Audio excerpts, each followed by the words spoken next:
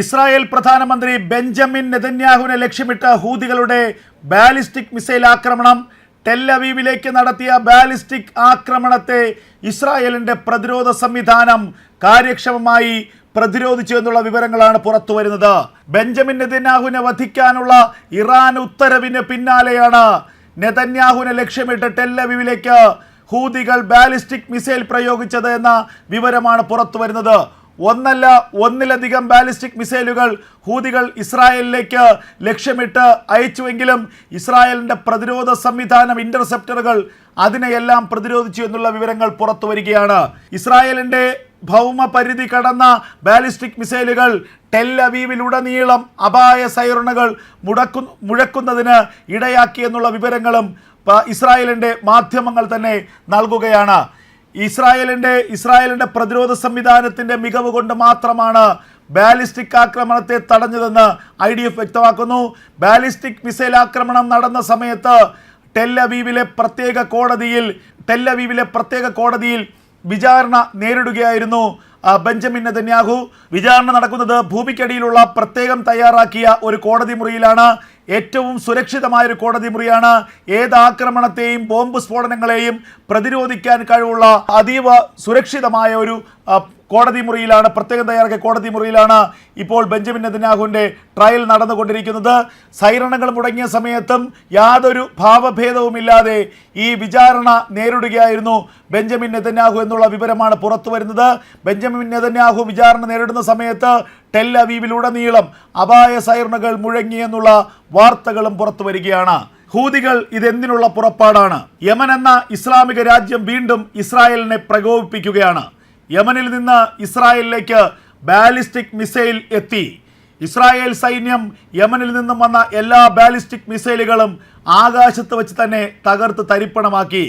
ഇസ്രായേലിൻ്റെ ഏറ്റവും പ്രമാദമായ iron dome സംവിധാനം, വ്യോമ പ്രതിരോധ സംവിധാനം, അതിൻ്റെ കരുത്തിനു മുന്നിൽ ബാലിസ്റ്റിക് മിസൈലുകളെല്ലാം തകർന്ന് തരിപ്പണമായി എന്നുള്ള വിവരങ്ങളാണ് പുറത്തു വരുന്നത്. ഒരെണ്ണം പോലും ഇസ്രായേലിനുള്ളിൽ വീണില്ല. എന്നാൽ യമൻ ഇസ്രായേലിലേക്ക് ബാലിസ്റ്റിക് മിസൈൽ അയച്ചതോടെ പക നിറഞ്ഞ ഇസ്രായേലിന്റെ പ്രതികാരം ഇതാ യമൻ എന്ന ഇസ്ലാമിക രാജ്യത്തിനെതിരെയും തിരിയുകയാണ്. യമനെ ഇസ്രായേൽ കത്തിക്കുമോ അതോ പുകയ്ക്കുമോ എന്ന് മാത്രമേ ഇനി അറിയാനുള്ളൂ. യമനിൽ നിന്നെത്തിയ ബാലിസ്റ്റിക് മിസൈൽ കൗണ്ടിയുടെ അതിർത്തി കടക്കുന്നതിന് മുൻപ് തന്നെ വെടിവെച്ചിട്ടതായി IDF പറയുന്നുണ്ട്. മധ്യ ഇസ്രായേലിലുടനീളം സൈറനുകൾ മുഴങ്ങിയതായി സൈന്യവും വ്യക്തമാക്കി. തിങ്കളാഴ്ച രാവിലെ യമനിൽ നിന്ന് വിക്ഷേപിച്ച ഡ്രോൺ മെഡിറ്ററേനിയൻ കടലിന് മുകളിലൂടെ പറന്നപ്പോൾ ഇസ്രായേൽ നാവികസേനയുടെ മിസൈൽ ആ ഡ്രോണിനെ തകർത്തിരുന്നു. യമനിൽ നിന്ന് ബാലിസ്റ്റിക് മിസൈൽ വിക്ഷേപിച്ചതോടെ ടെൽ അവീവ് ഏരിയയിലും മധ്യ ഇസ്രായേലിലും സൈറണുകൾ സജീവമായി മുഴങ്ങിയെന്ന് ഇസ്രായേൽ പ്രതിരോധ സേന വ്യക്തമാക്കുകയാണ്. IDF വിശദാംശങ്ങൾ പരിശോധിച്ച് വരികയാണെന്ന് IDF വക്താവ് തന്നെ പറഞ്ഞു. യമനിൽ നിന്നുള്ള ബാലിസ്റ്റിക് മിസൈൽ നെതന്യാഹുവിൻ്റെ ഓഫീസുള്ള ടെൽ അവീവിലെ ആകാശത്തും എത്തിയിരുന്നു. ഈ സമയത്ത് നെതന്യാഹു കോടതി നടപടികളിൽ മുഴുകിയിരിക്കുകയായിരുന്നു. മിസൈൽ വന്നത് മൂലം പ്രധാനമന്ത്രി ബെഞ്ചമിൻ നെതന്യാഹുവിനെ ടെൽ അവീവിലെ ഭൂമിക്കടിയിലുള്ള പ്രത്യേക ഓഫീസിലേക്ക് മാറ്റിയിരിക്കുകയാണെന്ന വിവരമാണ് പുറത്തു വരുന്നത്. നേരത്തെ മാസങ്ങൾക്ക് മുൻപ് ബെഞ്ചമിൻ നെതന്യാഹുവിൻ്റെ വേനൽക്കാല വസതി ലക്ഷ്യമിട്ട് ഹൂതികളുടെ ഡ്രോൺ ആക്രമണം ഉണ്ടായിരുന്നു. 2 തവണയാണ് വേനൽക്കാല വസതിയിലേക്ക് ഹൂതികൾ ഡ്രോൺ അയച്ചത്. അതിൽ 2 തവണയും ആ ഡ്രോണുകൾ വേനൽക്കാല വസതിയുടെ സമീപത്തെത്തി. ഒരു തവണ ആ ഡ്രോൺ പതിച്ചത് വേനൽക്കാല വസതിയുടെ കിടപ്പുമുറിയുടെ ജനലിലായിരുന്നു.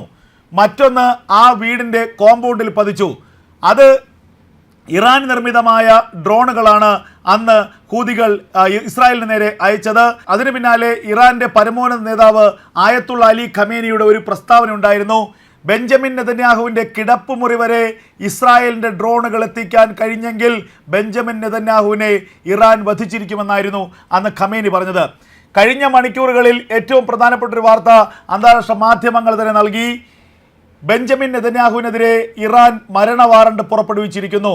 ബെഞ്ചമിൻ നെതന്യാഹുവിനെ വധിക്കാനുള്ള ആഹ്വാനമാണ് ഇസ്ലാമിക രാജ്യങ്ങളോട് ആയത്തുള്ള അലി ഖമേനി നടത്തിയിരിക്കുന്നത്.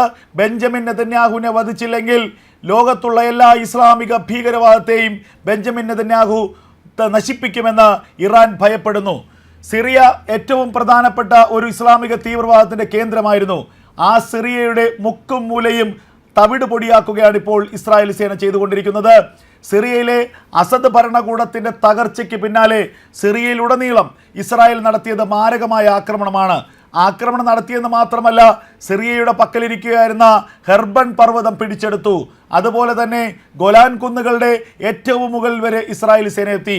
ഗൊലാൻ കുന്നുകളിലേക്ക് ജൂത കുടിയേറ്റം നടത്താനുള്ള തീരുമാനം നടത്തി. അങ്ങനെ സിറിയയെ നടുവൊടിച്ചു കഴിഞ്ഞിരിക്കുന്നു ഇസ്രായേൽ.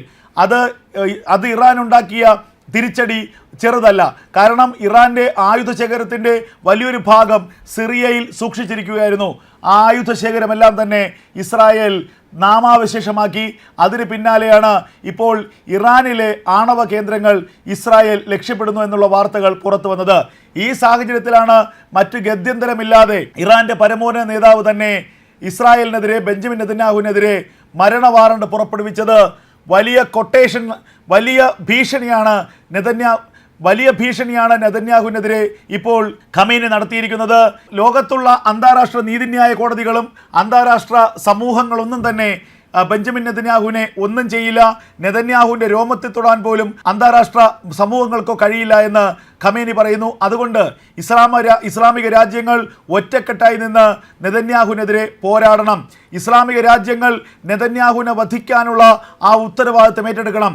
ഇസ്ലാമിക രാജ്യങ്ങളുടെ തകർച്ചയ്ക്ക് കാരണക്കാരൻ നെതന്യാഹുവാണ്. അതുകൊണ്ട് നെതന്യാഹുവിൻ്റെ മരണ വാറണ്ട് ഉടൻ നടപ്പാക്കണമെന്നാണ് ഇപ്പോൾ ഖമേനി ആവശ്യപ്പെട്ടിരിക്കുന്നത്.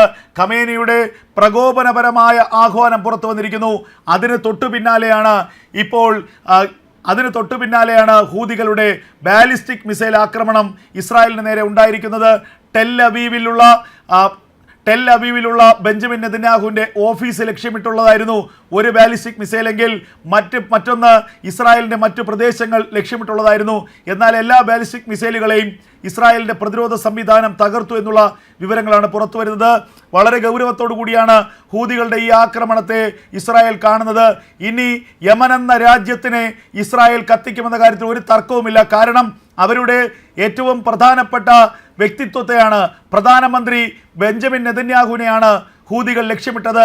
ഹൂതികളുടെ മിസൈലുകൾ നെതന്യാഹുവിൻ്റെ രോമത്തിൽ പോലും തൊടില്ല എന്നുള്ളത് മറ്റൊരു യാഥാർത്ഥ്യം. എങ്കിലും ബെഞ്ചമിൻ നെതന്യാഹുവിനെ വധിക്കാനുള്ള ഗൂഢാലോചന നടത്തി എന്നുള്ള ഗുരുതരമായ തെറ്റ് ഇപ്പോൾ ഹൂതികൾ ചെയ്തിരിക്കുന്നു.